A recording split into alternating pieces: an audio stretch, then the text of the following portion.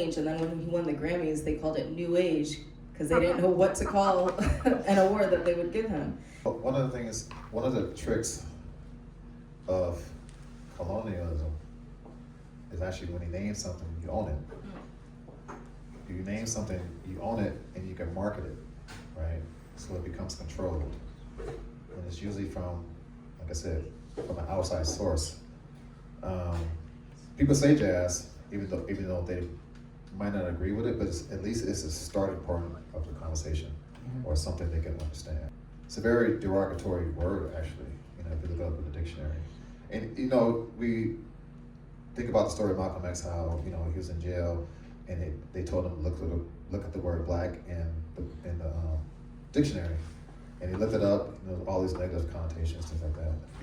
So I'm imagining Yusef Lateef. As a matter of fact, his professor told him to go to the library and look up the word jazz, and almost the exact same thing in Malcolm X's experience as far as the definition of black. He found the same thing in the definition of jazz. After that, he said, I'm not going to use that term anymore because it doesn't quantify the vastness of this music, right? He developed the word auto-physical music because it derives from a person's mental, physical, and spiritual self. And actually, it's not a form of music, it's a methodology in order to reach yourself, right? To recognize those things within yourself so you can actually sound like yourself, right? He actually named that methodology first soul music, and he changed it to auto-physical music. He explained that in his book. But it's a powerful stance because you're going against what they call this music, the jazz festival and things like that, and jazz artists. It's like, no, I'm much more than that. He wrote novels, poems, and paintings. You see some in the back. Who knows, if he lived another 50 years, he would probably picked up something else. Gotten into digital things. Yeah.